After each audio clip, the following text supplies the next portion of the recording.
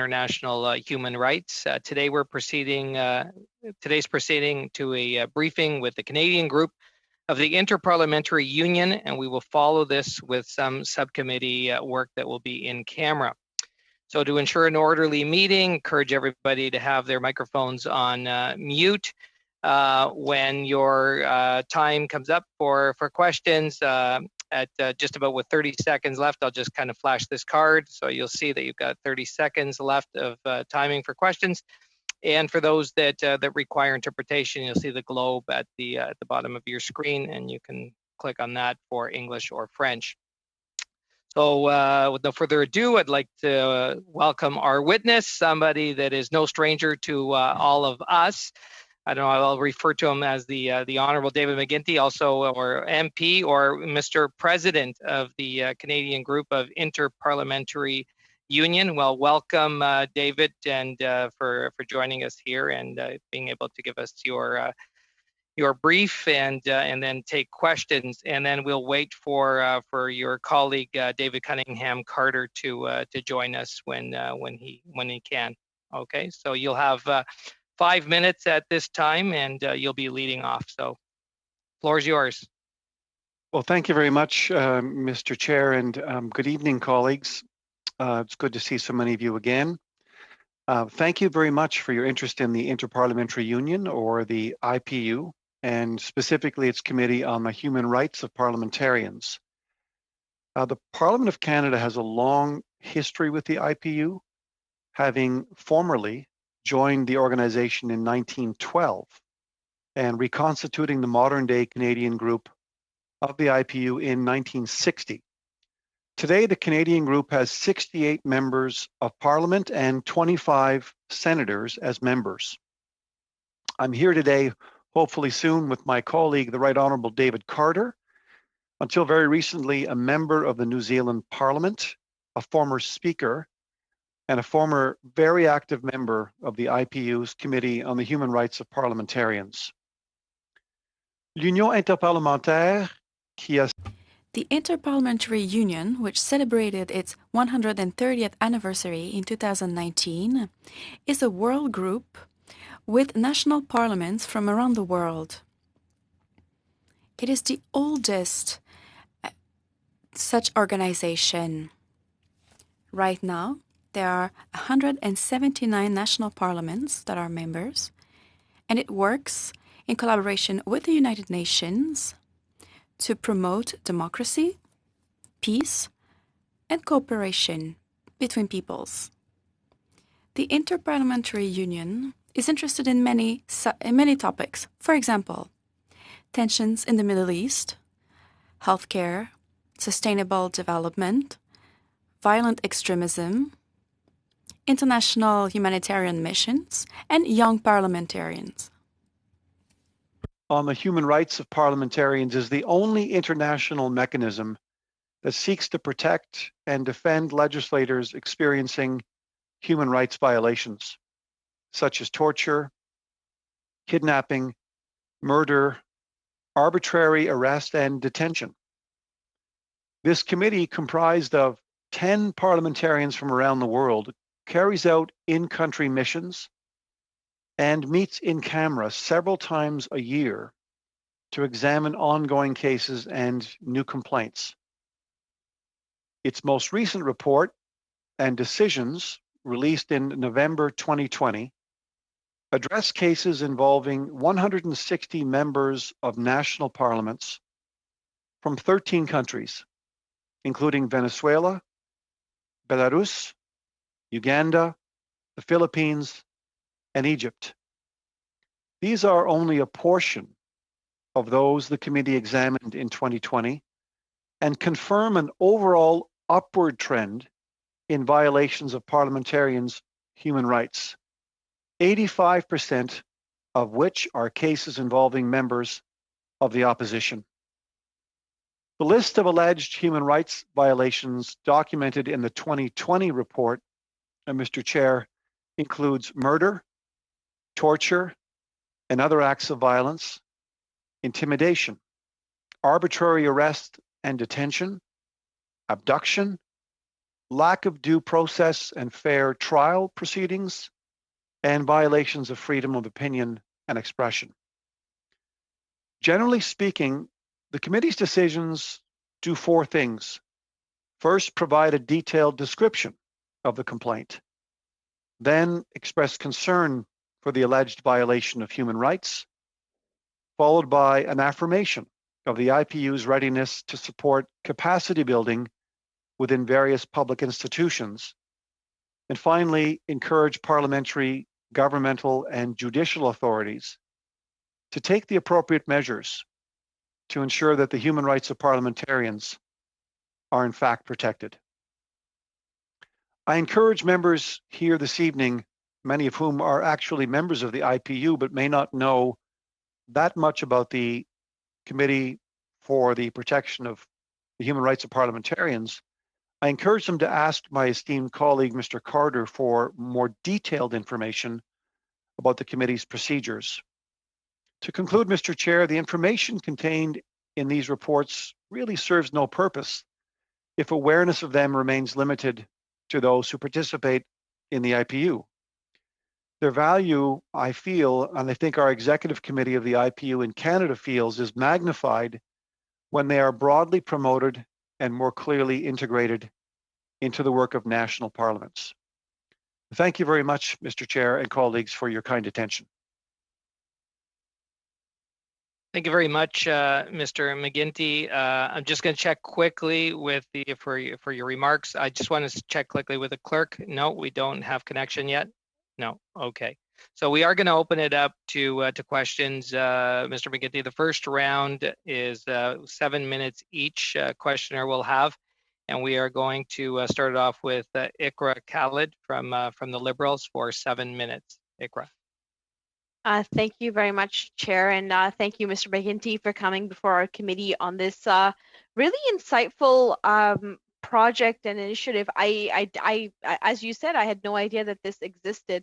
So can I ask you, how did this kind of originate? And I realized, you know, like you had sent us a kind of a draft decision and a report on parliamentarians that have suffered abuse and decisions from the UIPU on this. How do you come to that decision? What is the mechanism towards coming to that? And how do you ensure that there is a balance from worldviews and a good representation from all of your member states from the IPU when it comes to these decisions? Well, thank you very much, Ms. Khalid, for the question, Mr. Chair. The Committee of 10 is selected from different geopolitical groups that comprise the IPU as a whole. And they are nominated by those geopolitical groups. They work in camera, so much of the information that they obtained is considered to be confidential. They meet usually, sometimes for full weekends. I know of instances where the committee met and worked, frankly, overnight to deal with the kinds of evidence and information that is put to the committee.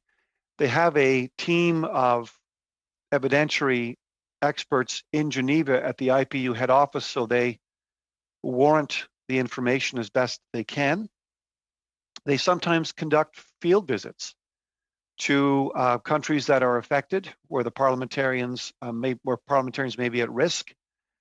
And they, you can see through the information that would have been distributed to you, there's a sort of a generic, approach to this, a summary of the case, the facts as presented, the decision that's been rendered by the committee. These folks on the committee, the 10 of them, are chosen for their human rights expertise. So in the past, we've had Canadians, for example, Robert Douglas George, Stanbury, an MP, Senator Joan Nyman. The committee was established in 1975, and since then we've had people like Senator Sharon Carstairs and the Honorable Irwin Cotler serve as its president. So there are a number of distinguished human rights experts who have served over the years and continue to serve on the committee. Thank you for that, Mr. McGuinty. In terms of the repercussions of of a parliamentarian being reprimanded through this platform um, on human rights violations towards their own parliamentarians in their own governments, etc. What is the impact of that? I mean, I noticed that this organization refers a lot of matters to the Secretary General, and makes some very marked remarks as to what the implications of the human rights abuses are, lists out the evidence that has been noted. But ultimately, have we seen what the impact of this is within the UIPU? In my time working with the IPU for maybe 5 years now, what I've noticed, perhaps the most powerful thing, Ms. Khaled, in terms of issuing the reports, here's a practical example. A former member from Venezuela of the committee is no longer a member because of reports that were issued by this Human Rights Parliamentarians Committee. The power of exposure, the power of the pulpit, the power of distribution of the findings and comments made by the committee in the media, which is then often broadcast in the affected country, is very persuasive. So it's delicately exercised by these 10 human rights experts who pore over the evidence, and they're very cautious. There is an ongoing debate. I would be less than fully transparent if I didn't say there's an ongoing debate amongst some members of the IPU about how far the committee can go in interfering in some people's minds or examining the conduct of a government in a sovereign state. But the committee seems to have found a way to deal with that in the formatting of its reports and I think the robustness of the evidence it relies on. Thank you. And just as a follow-up on evidence, is there a formal data collection mechanism in terms of how many people have been complained against, what the genders of those people are, what the victims and their their genders and their identities are? Is there some kind of compilation of evidence through the IPU on those that are victimized a lot more? Well, I think the answer to that is yes. And I think what you're asking is, how does this all sort of start? And the question really is, who can submit a complaint to the committee? And we know that's the parliamentarian or the former parliamentarian herself whose fundamental rights have been violated, or a member of their family or their legal representative. Could be another parliamentarian, could be a political party, a national or international human rights organization, the UN, for example. All complaints are submitted in writing with evidentiary backup to the president of the committee or to the IPU Secretary General. So there's a robust collation of evidence. And if it's not sufficient, the committee might send executives or analysts back to explore and try to get more information to buttress the case or to make a decision whether to go or no go in pursuing the complaint. Thank you very much, Mr. McGinty, for all of your hard work and for your representation on the IPU. Thank you. Thank you. Thank you. And now we'll move to Mr. Kenny Chu from the Conservatives for 7 minutes. Mr. Chu. Thank you, Mr. Chair, and thank you, Mr. McGinty, for coming and talking to us. I have the first question I have is regarding the UIPU selection of these studies. I had a glance of the report and I noticed that of the 13 cases that you've documented in that report, 6 of them are from Africa, 2 of them from Americas, 2 are from Asia, 1 Europe, and 1 Middle East. I understand, of course, that the different continents or different areas of the world has implemented various levels of democracies, and your focus in how parliamentarians have been treated or their rights violated. But can you just give us a highlight of how are these cases being studied, and what is the selection criteria? Mr. Chair, in deference to our our colleague who's just, I think, joined us from New Zealand, I think, and I'm not avoiding Mr. Chu's question at all, it's just that the Honorable Speaker Carter is so much better prepared than I am and experienced to deal with that question. I'm in your hands, Mr. Chair. I'm not sure if you'd like me to proceed or whether you'd like to move sideways, so to speak. I'm sorry, Mr. Chu. It's Mr. Chu's line. Chu, yes, Forgive me. Mr. Chair, I actually submit to your decision. I'm okay one way or the other. I noticed that our guest is actually in the Zoom call, so if you decide to actually let him speak first, I'm totally okay. I was thinking just to ask all the members if we would allow Mr. Carter, Speaker Carter, to give us. Yeah, okay, great. Okay, so welcome, Mr. Carter. We're glad to have you here. Technology is working around the globe, and so we know you are a former parliamentarian and a former Speaker of New Zealand House of Representatives. And we've heard Mr. McGuinty speak highly of you, so we'd like to hear what you have to say and then take questions from members. Thank you very much. Thank you very much, Peter, and good evening, members. I apologise for taking some time to connect. We did a test call a couple of hours ago that went without difficulty. We spent the last 40 or 50 minutes, but we're finally there. I was going to make a few opening comments about my involvement with this committee, and then I welcome questions. I'll try and cover Mr. Chu's question towards the end of my presentation. But very, very briefly, what staggered me as a New Zealand parliamentarian was the extent of abuse that actually occurs in many democracies around the world.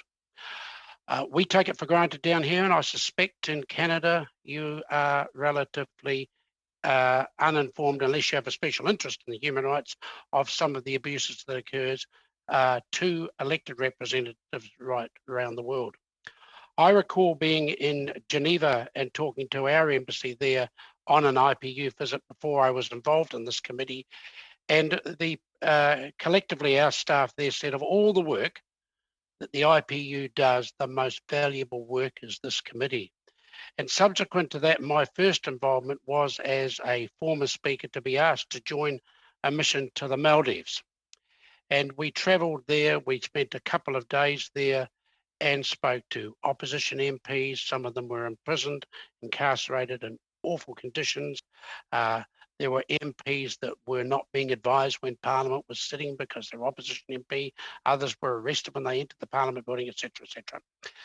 We concluded our report. We published the report to IPU and they disseminated it fairly widely. I know that it received a lot of local publicity in the Maldives. Subsequent election meant that that regime was thrown out. And the last time I was involved, the democracy there was operating significantly better. I guess my then membership of the committee occurred straight after that. It is a committee of 10 members. They are elected at the plenary sessions. All you've got to show is an interest in human rights and human rights abuses of members of Parliament.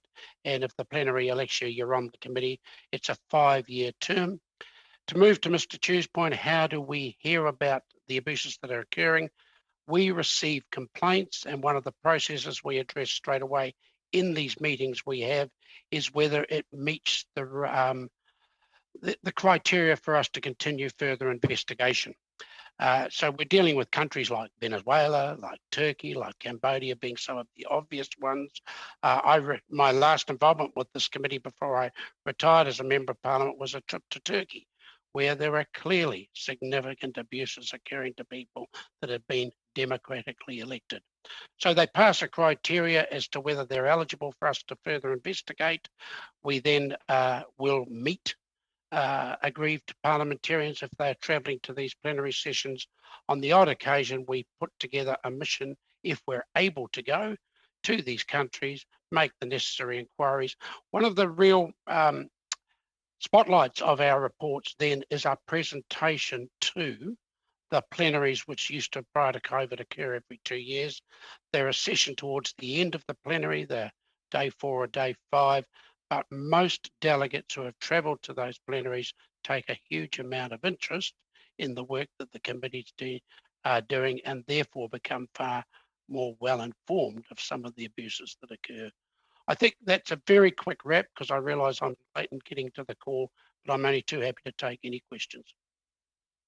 Well, thank you very much, Mr. Carter, and we'll do a handoff back to Mr. Chu, and you've got still at least a good 6 minutes, Mr. Chu.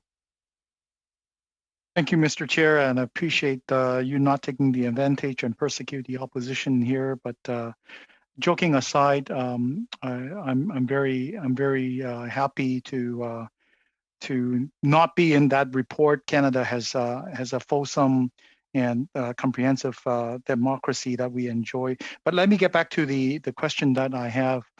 The reason why I asked that question is to either of the two witnesses is in 2019, 2020, one of the things that we have seen is a blossoming democracy in Asia that has been actually taken to in the reverse direction. Many of the people elected politicians, legislators have been arbitrarily disqualified, and as a result, they were disqualified for life. And of course, I'm talking about Hong Kong here.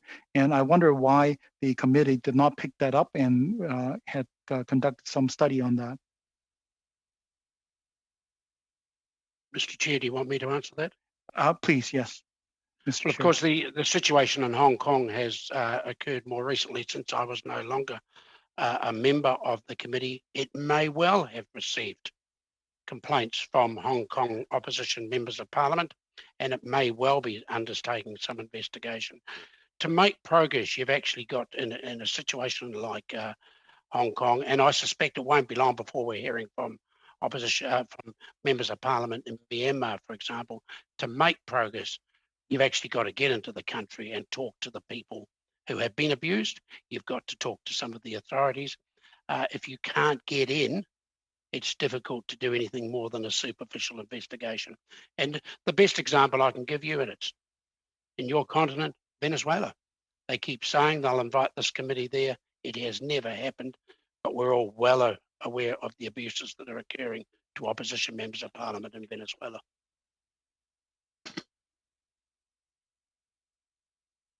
Thank you for your input.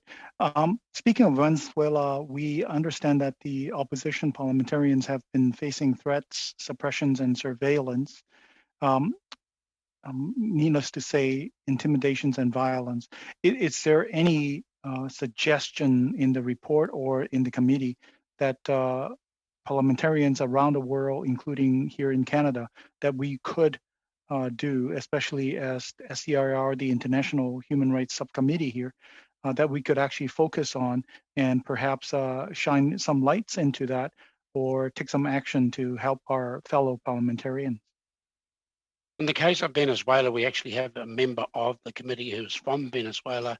She gives us heart-rending stories of how she effectively has to escape from the country, fear of whether she'll be arrested as she leaves Venezuela to go to the various plenary sessions we used to hold pre-COVID, and then the difficulty of her getting back into her country. We have, despite not being able to visit Venezuela, have done regular reports. I'm trying to think of the number of MPs involved, but I think it'll be about 100, in excess of 100 members of parliament are on the list of the investigation into that specific country. We do make a substantial report to the plenary session. So David McGinty, correct me, there'd be 600 or 700 or 800 people who would be at the plenary sessions. They are hearing of the abuses that are occurring. Not that it's not public knowledge, but the session that we give to the major plenary session certainly reveals the difficulty that we're having in getting proper information, and furthermore, it shows the difficulty that those opposition MPs are having in well, it's no longer a democracy, it's a dictatorship, isn't it? Thank you, Mr. Chair. I wonder how much time I have left. Yeah, 90 seconds. 90 seconds. Okay, in the remaining 90 seconds, I want to put a focus on Zimbabwe. This committee has also heard the situation in Zimbabwe with female politicians being adopted, and there are cases of forced disappearance happening. I wonder if you could also help us to determine what an advanced democracy like Canada can do in a spudding, like a blossoming democracy, like in Zimbabwe. Perhaps a little bit more specific suggestion. It's not, I don't think I'm in a position to advise the Canadian politicians what they can do in Zimbabwe. Can I give you a very close example? Fiji, a very close country to New Zealand geographically, a country that wasn't a democracy, became a democracy. When I became Speaker, I actually went and spent 2 or 3 days with parliamentarians, particularly with their then Speaker, with members of Parliament, with opposition members of Parliament, trying to do what we could as a larger country close by, doing everything we could to help a struggling democracy. I think the developments in Fiji would mean they are developing a democracy that's true and relevant. Countries have got to decide how they're going to help these countries with weaker democracies, but you make very little progress unless the weaker democracy is prepared to cooperate and realise that it needs assistance. Thank you, Mr. Carter. We're going to be moving now to MP Brunel Duceppe from the Bloc Party. Mr. Carter, I do not know if you are bilingual in English and French, but at the bottom of your screen there is a globe that will allow you to switch on so that you will receive interpretation. Mr. Brunel Duceppe. C'est bon? Merci. Thank you, Mr. Chair, and thank you to our guests tonight. It's very interesting what we're learning tonight. I do have a few questions. I'm wondering whether you can have dissidents within the IPU group. I'm thinking of an example. When in Catalonia, the parliamentarians were detained by the Spanish justice, perhaps there were frictions among parliamentarians. I don't know how you react in those kinds of cases.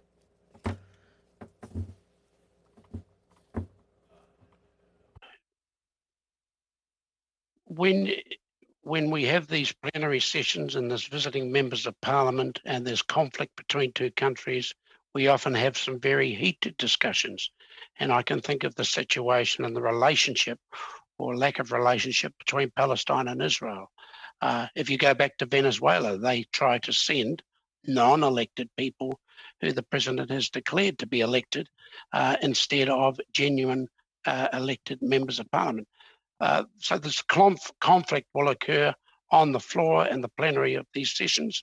Can't be avoided, but I think it is a demonstration then to the balance of members attending IPU plenaries of the problems and the angst and arguments that are occurring between countries and even within countries.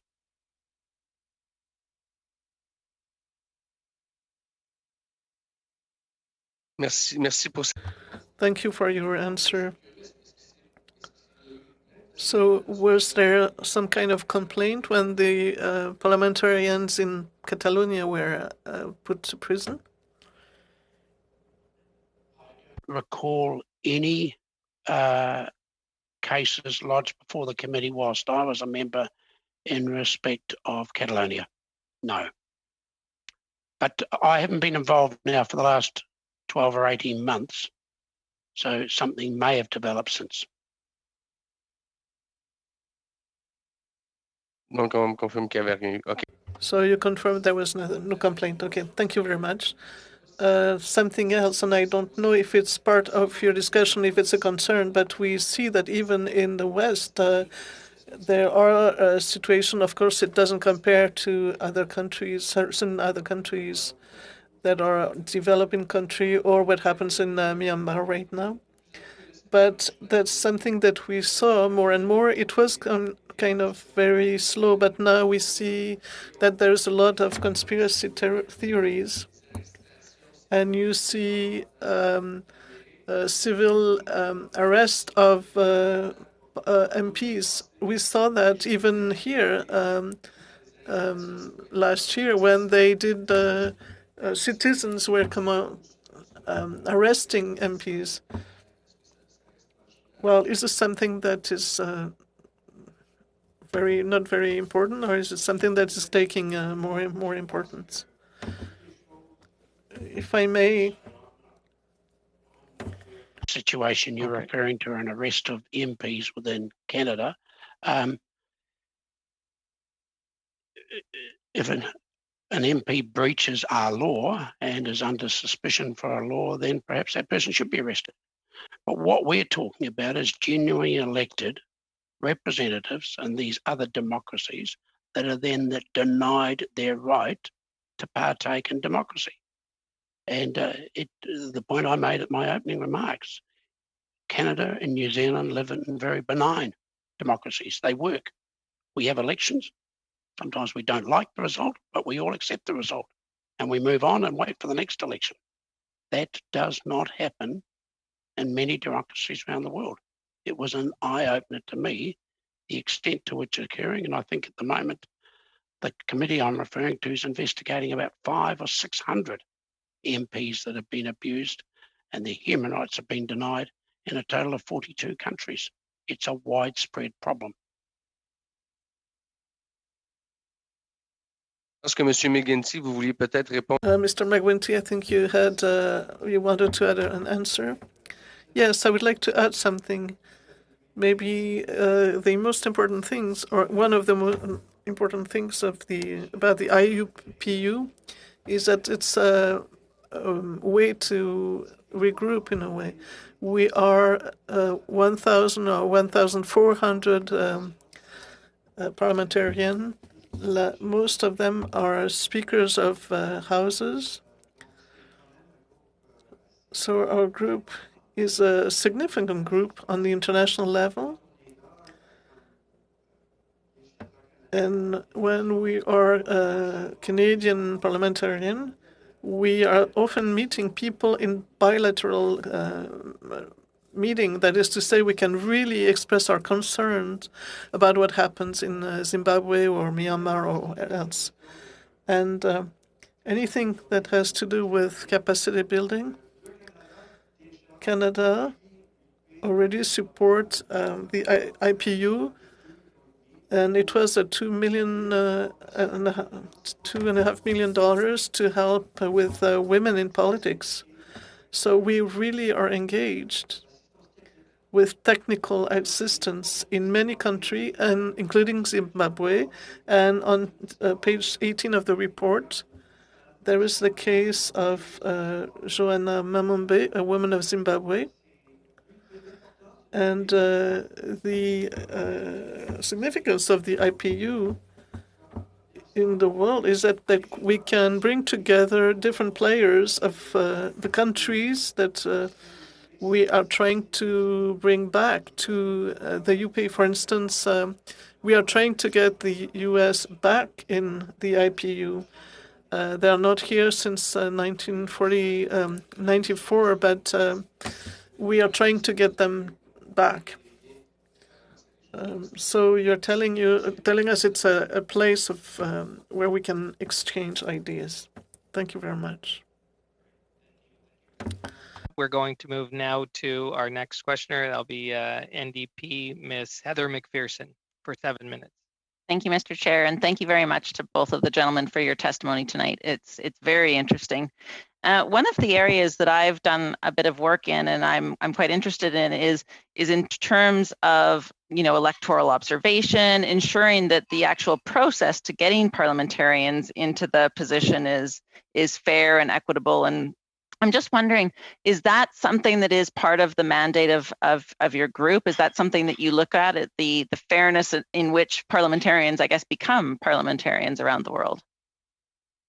Short answer to that is no. We accept the regime that operates, the democratic regime that's been determined by every country. So the cases we are dealing with are people who have been justifiably and legally elected under their own jurisdictions, but then subsequently denied the ability to do their work. If I might add to that, if I could, Ms. McPherson, of course, that's a debate that I have the privilege of sitting on the executive committee of the organization worldwide. I represent 47 parliaments on that executive committee, including New Zealand. And it's a debate that's ongoing. Is it of comparative advantage for the IPU to pronounce on the freeness and the fairness of elections, so to speak? And the decision's been taken at the executive committee level to hold back on that front because there are other groups that appear to be very expert in this kind of thing. So it relies more on the United Nations and other groups that track elections and election observation missions. Okay, and so for example, let's look at Belarus, where there was not a fair, transparent, free election, and that the winner is not recognized. You would not recognize that parliament, therefore you would not examine if there was anything brought up about that parliament, it's not recognized by your group then. When I was involved on the committee, there were, from memory, 2 or 3 cases from Belarus. So short answer is, provided they've been duly elected and can prove to us that they are duly elected members of parliament and then they suffer abuse, then that's eligible for us to do further work on. Okay, thank you. And moving on, one of the things that I find in this subcommittee that we really struggle with is that there are a number of human rights abuses that are happening around the world. It's very, very troublesome and very difficult to determine how to triage or prioritize the varying issues that we want to study. I'm just wondering for this group, for the IPU, how do you determine the priority? How do you triage what I can only imagine is quite a numerous amount of reports that you have to look into? Yeah, no, I don't think that's the difficult one. Some abuses are so blatant and so horrific, they go to the top of the pile almost immediately. So again, it depends on the circumstances, but Tanzania was one we dealt with towards the end of my time on the committee. A horrific situation where a leader of the opposition was assassinated. I think we shot 32 times and still managed to survive, escape the country, then looking for assistance to go back into the country at their recent elections, where I do note he was unsuccessful. But the triaging becomes fairly obvious. Mr. McGinty, is there anything you'd like to add to that? Well, sometimes the egregious nature of the specific cases that are brought to the committee actually end up being brought back into a plenary session with 1,500 legislators or 1,200 and form, usually, sometimes often can form a subject of an emergency debate. And all legislators will be brought up to speed on the nature of this wrongdoing or challenge. And it's a very, very high exposure setting with lots of global media, newscasts, online feeds, etc., Twitter feeds, and of course, 1,200 to 1,500 frontline legislators. So oftentimes, if it's egregious enough, it just simply migrates into the assembly and dealt with there. Okay. Well, and that's one piece that I was sort of thinking of, that connection between the International Human Rights Subcommittee and the work that you're doing.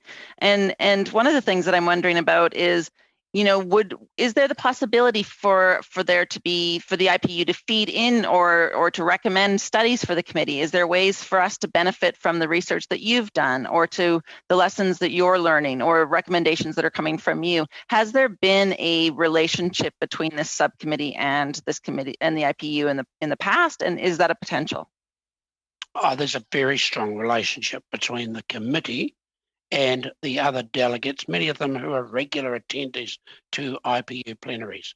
So the way it was working, again, prior to COVID, is the opportunity for us to get together over 4 or 5 days, twice a year, and share concerns was a way by which the members of the committee, because there's only 10, but it was the way by which members of the committee then were involved with discussions with the other 1,500 attendees. So many of them were able to give us good information, perhaps on a neighbouring country that we're investigating. The benefit of us getting together at these fora to discuss these issues is immense. If I could add to that, I think the possibility for cooperation between this subcommittee and the work of the IPU on human rights is for sure is certain. This is one of the first times I can recall, and I think the House of Commons staff tell me it could be one of the first times in over a decade where we've come to present the findings of this particular committee. We're really trying to have a rapprochement between the work of the IPU through its constituent parts. So absolutely, Ms. McPherson, if the best way to proceed is to try to get engaged, become a member, and meet regularly. And perhaps with the chair's help, there may be issues that just simply deserve to be tabled in a domestic setting. That's what we're trying to do. Take the international resolutions and debate and discussions and operationalize them at a domestic level. And if I could just very quickly add, congratulations to Mr. McGuinty to organising this particular meeting, because one of the problems is, for instance, New Zealand, we take 3 members of parliament to such a committee meeting. I'm the only New Zealander that's ever sat on this committee.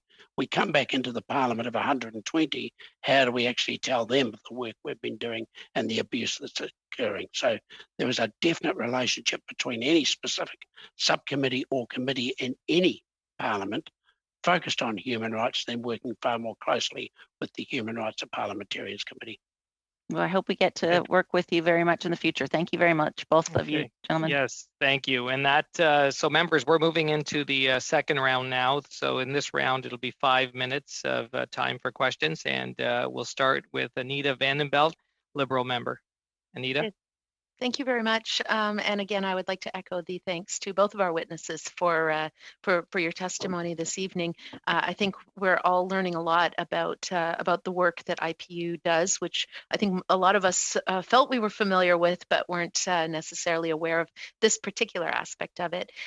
My specific question follows up on something that Mr. McGuinty said, which I think is very powerful, where he mentioned the power of exposure. And we know that there are other groups of legislators globally that are working on this in this avenue. For instance, Parliamentarians for Global Action. I'm involved with something called PART, which is the Parliamentary Rapid Response Team. It sounds like it operates similarly with a small group of parliamentarians, but it works very, very quickly. So within 24 hours of something happening, there will be a tweet, there will be a statement issued, and then some statements in national parliaments. And then there's also, I know that Erwin Kotler is also involved with the Raoul Wallenberg, where they have the Mandela Project, where they link MPs from certain countries with human rights defenders, where they become paired, where they would raise issues in their own parliament. How would you see the work that IPU is doing able to inform some of those other activities? And to what extent are you already cooperating with other groups of legislators that are trying to do the same thing, where it's about exposure and raising awareness? I think that's more a question for Mr. McGuinty to answer, being on the executive, but I actually think the IPU can do more to respond more rapidly to situations than it does, because it's a international fora. They probably need time to get their ducks in a row, so to speak, but many times, if IPU was a bit quicker on the response, for instance, Myanmar over the last 3 or 4 days, I think that would give better profile to the work of IPU. But I'll let David get us out of this hole. That's a really, really good question, Ms. Vandenbelt. The IPU is just launching into a new 5-year phase, and I'd like to take that suggestion about rapprochement and more coordination and quick response capacity back to the executive committee. I think we're meeting this week, tomorrow or Friday, and again next week. And it's thinking through what this next 5-year plan should look like, what it should be doing to become relevant and helpful. So I know that there is cooperation that goes on with some of these different initiatives, but the IPU, if there's anything I think Mr. Carter can speak to as well better than I, having sat on the committee, it's making really sure that when reports are issued, they're robust, that they're evidence-based, and that they're waterproof. So that when you come out of the gate and you say something as a group as big as the IPU is, with 179 parliaments, it's irrefutable. So I think that's what the real focus has been on. I do think that the work that you're describing is vitally important. I've often felt that if we look at who the front line of democracy is, it is legislators. It's elected members of various parliaments.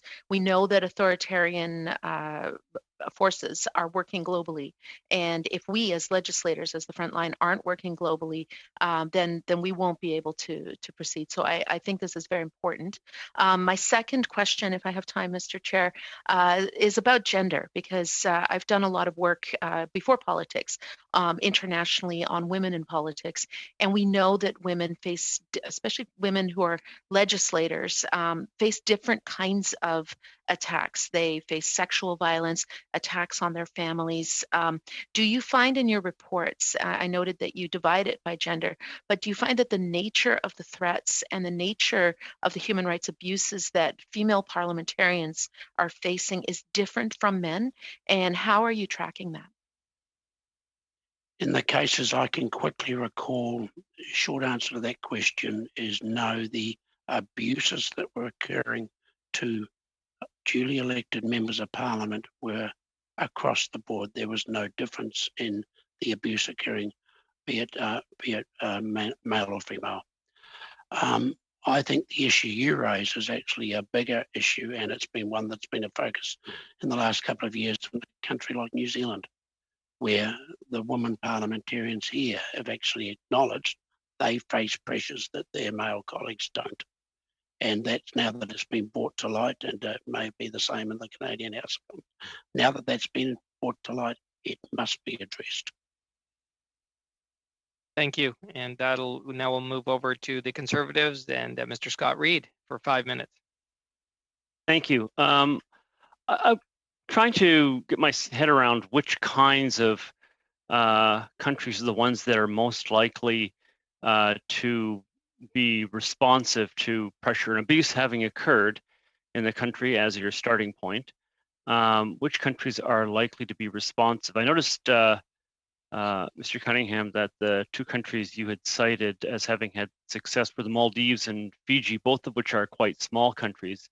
So as a starting point, is it the case that you find that smaller jurisdictions are more likely to be responsive to pressures and very large countries to be less so? I think the criteria for a satisfactory response is a genuine will that they will respond and want to respond. So the two cases I give you, particularly Fiji. Fiji came out of a long period of military control. I think they genuinely wanted democracy. I think they've made good and substantial progress towards that democracy. There are other countries, Venezuela, it wouldn't matter what report was written and presented to the plenary. There's no will to change in that country. So I don't think size is important. It's willingness to actually, it's the desire to have a functioning, true, constructive democracy. And if that's not there, because there's a dictatorship at the top, our reports probably won't receive much positive feedback. What about the distinction between, I mean, fundamentally there are, if we leave the Swiss aside, there are fundamentally two kinds of democracy, I think.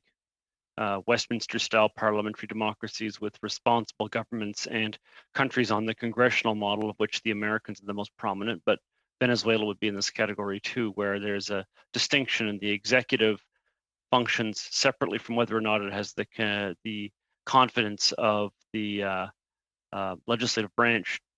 Does that make a difference as to well, first of all, as to how responsive they are, and secondly, as to the appropriate kinds of tactics to use in order to achieve response? I'm, of course, familiar with the Westminster system, and I think there the response is probably more immediate. In a country like the American system, a response does occur, but it probably takes longer to occur and only occurs at an election. Okay. The kinds of acts that occur and to which you try to respond, there are, I don't think, we're not talking about the worst offender countries which are, as in the case of Venezuela. I mean, I know you tried to work in Venezuela, but with limited success.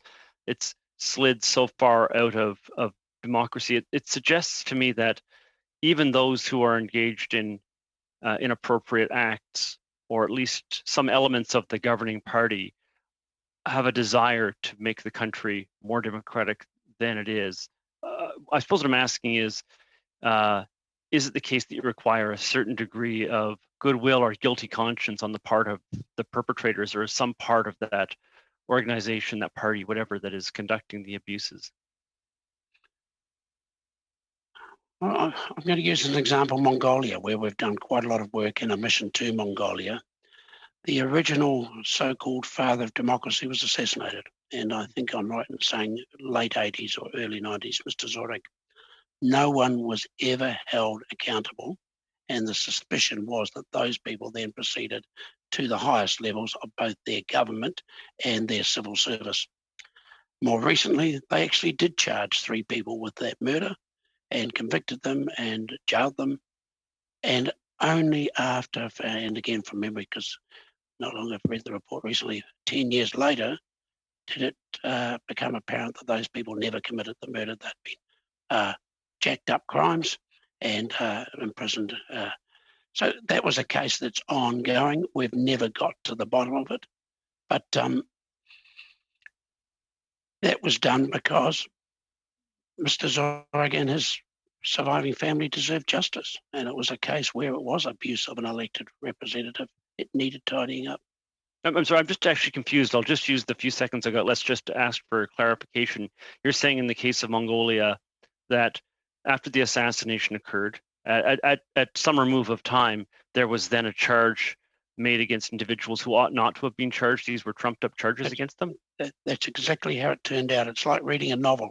Look at the last report. It'll be online, I'm sure, from IPU. These people were jailed. They spent considerable time in jail, and then it became evident. There was a video that was released that showed these people being tortured to plead guilty. They were never guilty of the crime, and we've never got accountability for the murder of Mr. Zorig. Thank you. Thank you. And moving now to the block and Mr. Brunel Duceppe for 5 minutes. Thank you. I would like to thank both witnesses tonight. It's the last time I talk to you tonight, so thank you.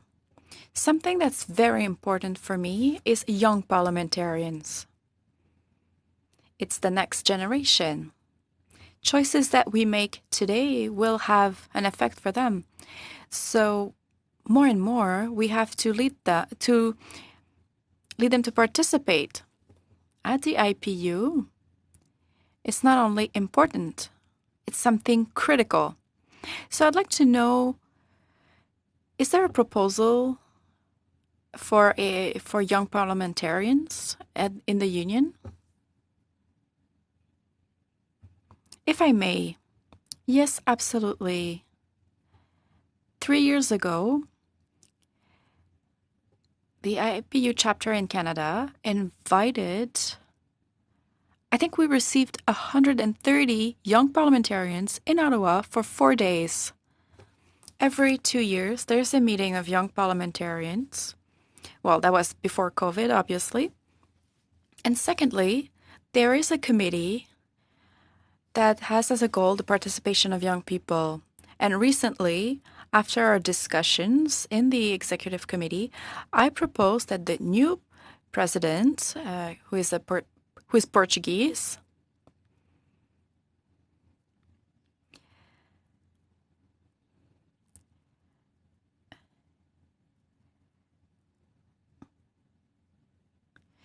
so that there would be in the new 5-year plan something about inviting about 15, 20 young parliamentarians so that they could tell him what their vision is for IPU. Donc, de plus en plus, on mise et on vise les jeunes pour aller chercher leurs bons conseils. Est-ce que vous avez une bonne participation? Est-ce qu'il y a beaucoup de membres de l'Union qui sont jeunes, oui? Oui, typiquement, les délégations ont des quotas d'hommes et femmes et aussi des jeunes. D'accord. Je reviens parce que tantôt, vous avez piqué ma curiosité. Vous avez parlé de la nouvelle administration Biden aux États-Unis et que c'est peut-être notre fenêtre. You were referring to the new Biden administration. The sound had cut out. The interpreter regrets. Is all good? Is everything good? Yes. Don't do that to me, Mr. Chairman. No, I'm just kidding. So there are quotas for men and women, quotas for younger people, etc. Now there's something that piqued my curiosity. You were referring to the Biden administration. It's possible that the Biden administration might lead to a re-involvement of America. Is there a strategy to that effect, and can you share that with us? Answer, yes, absolutely. The Americans, the U.S. left the IPU between 1990 and 93, I believe. The executive committee decided 2 weeks ago, actually, to send a letter to the speakers of both houses in Congress, in other words, Senator Lee and Senator Pelosi, correct? Madam Pelosi.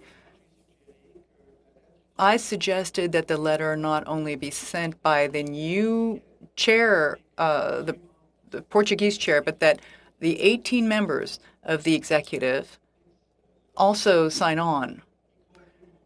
That also includes representatives from China and other countries to invite Americans or the U.S. to rejoin the Committee of Parliamentarians and really fully take part.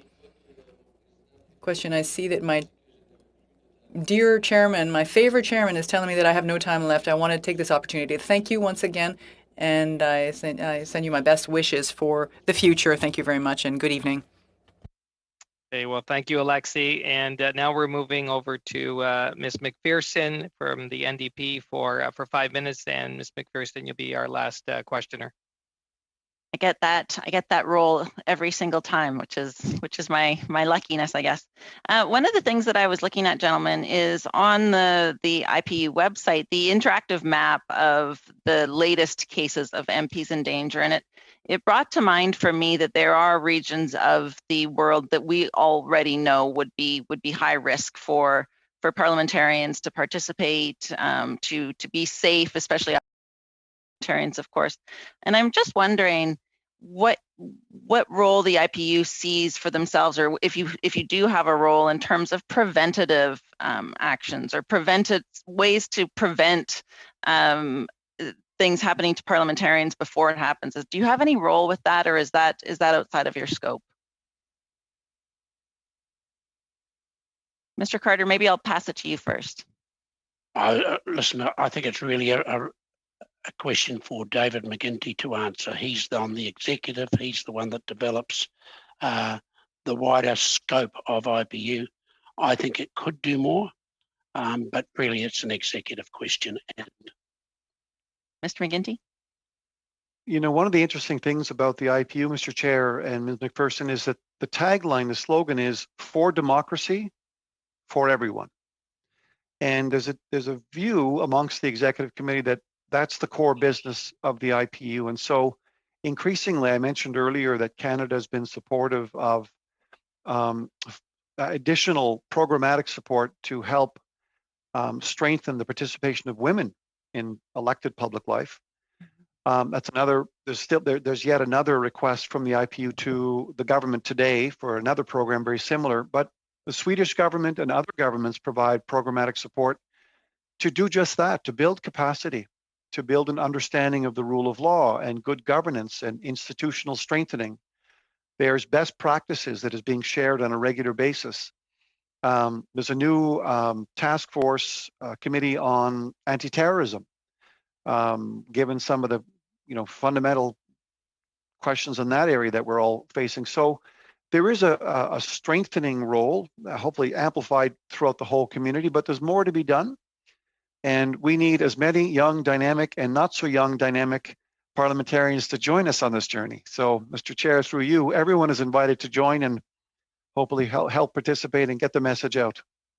Wonderful. And I guess I would just finish my intervention today by asking for each of you to share one of your stories of success, where one of the ones that you've really seen that the IPU has been able to make a big impact in protecting our parliamentarians, in doing work that the IPU has undertaken. For me, without doubt, it would be the Maldives. To travel there, a privilege to then watch a subsequent election. And as I said the last time I had a look, are now well-functioning democracies. So for me, that was the ideal. I think the frustration is many of the reports you produce and table to the IPU plenary, you don't see enough change. Turkey, for example, regular reports on the situation in Turkey, and progress is slow. Can I just conclude, because I may not get another chance, Mr. Chair, to make 3 quick points. First of all, from my point of view, and I think for many of you, the amount of abuse of elected representatives around the world is far higher than I ever imagined possible. Second point is, this committee's work makes a difference. I am convinced of that. Sometimes it's frustratingly slow, but we get there. My final point is, I had a look and there are at least 2 vacancies on this committee at the moment. And I think somebody from Canada would be an ideal person to go onto this committee. We currently have representatives from Uganda and from Venezuela. Listen, they don't come with the backing that you come from with your Canadian democratic system, which is well recognised right throughout the world. So in my closing address, my challenge is to you. Talk to Mr. McGuinty, find out the process now for replacing at least 2 of those members, and I look forward to seeing at least one of you there as quickly as possible. Thank you very much for having me today. Thank you. And so that's terrific. First, just on behalf of our committee and our colleagues, let me say a big thank you to David McGuinty, our colleague and friend, for reaching out to us to be here before us, and also for bringing your Kiwi down under friend and Speaker Carter. It was great to hear what you've had to say and your experience and your history. And thank you so much for joining us. It's been a real privilege, and we thank you both. So thank you. Thank you, Mr. Chair. Thank you, colleagues. Thank you. And now to the members, we're going to be suspending now and then coming back in camera. Okay. Yeah, thank you.